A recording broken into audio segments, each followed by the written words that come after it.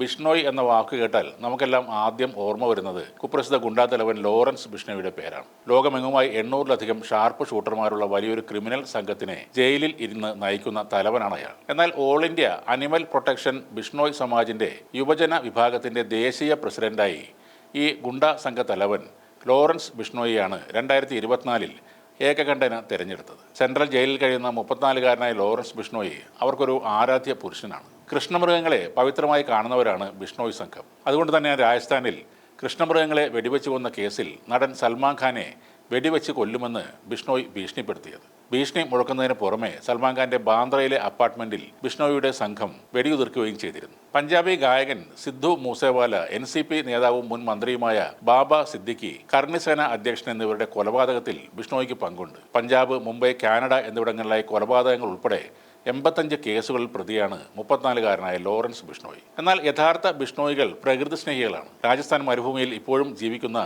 ലോകത്തെ ആദ്യത്തെ പരിസ്ഥിതി പോരാളികളാണ് ബിഷ്ണോയ് വംശം. അവർക്ക് ലോറൻസ് ബിഷ്ണോയുമായി ഒരു ബന്ധവുമില്ല. അയാളുടെ പ്രവൃത്തികളെ അവർ തള്ളിപ്പറയുകയും ചെയ്യുന്നു. 1730-ൽ താർ മരുഭൂമിയിലെ ഖജാർലി എന്ന ഗ്രാമത്തിൽ ഖേജ്രി എന്ന മരങ്ങൾ നിറഞ്ഞൊരു സ്ഥലമുണ്ടായിരുന്നു. മരുഭൂമിയിലെ ആ മരുപ്പച്ചയെ എല്ലാവരും ആരാധിച്ചിരുന്നു. ഒരു ദിവസം അമൃത എന്നുപേരുള്ള ഗ്രാമീണ സ്ത്രീ കണ്ടത് ആ മരങ്ങൾ വെട്ടാൻ വന്ന രാജാവിന്റെ ഭടന്മാരെയാണ്. അഭയ് സിംഗ് മഹാരാജാവിന്റെ കൊട്ടാരം നിർമ്മിക്കാൻ വേണ്ടിയാണ് മരം വെട്ടാൻ അവർ വന്നത്. എന്നാൽ ആ സ്ത്രീ മരങ്ങളെ കെട്ടിപ്പിടിച്ചിരുന്നു. മരം വെട്ടാൻ സമ്മതിച്ചില്ല. ഭടന്മാർ അമൃതയുടെ തലയെറുത്തു. അമ്മയെ പിന്തുടർന്ന മക്കളായ അസു, രത്നി, ഭാഗ്യ എന്നിവരും കൊല ചെയ്യപ്പെട്ടു. വിവരമറിഞ്ഞ ഗ്രാമീണർ ഓടിയെത്തി. അവരുള്ള മരങ്ങളെ പുണർന്നു നിന്ന എല്ലാവരും കൊല ചെയ്യപ്പെട്ടു. 363 പേർ മരിച്ചു വീണപ്പോൾ രാജാവ് ഭടന്മാരോട് മടങ്ങാൻ പറഞ്ഞു. അഭയ് സിംഗ് മരം വെട്ടുന്നത് ഉടനടി നിർത്താൻ കൽപ്പന ഇറക്കുകയും ബിഷ്ണോയി മേഖലയെ ഒരു സംരക്ഷിത പരിസ്ഥിതി പ്രദേശമായി പ്രഖ്യാപിക്കുകയും ചെയ്തു. അന്ന് വൃക്ഷങ്ങൾക്ക് വേണ്ടിയുള്ള അമൃതയുടെയും 363 മനുഷ്യരുടെയും ആത്മബലിയെ കുറിച്ചോർത്ത് ബിഷ്ണോയ് വംശജർ ഇപ്പോഴും ഊറ്റം കൊള്ളുന്നുണ്ട്.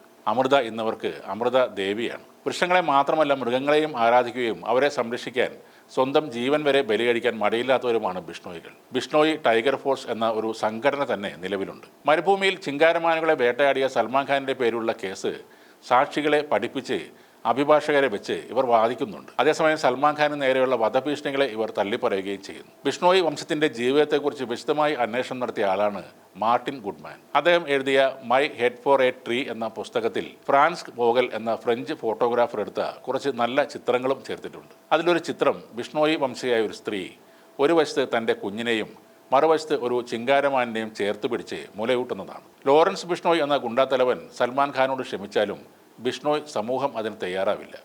അവർ നിയമപരമായി സൽമാൻ ഖാനെതിരെ പോരാട്ടം തുടർന്നുകൊണ്ടേയിരിക്കും.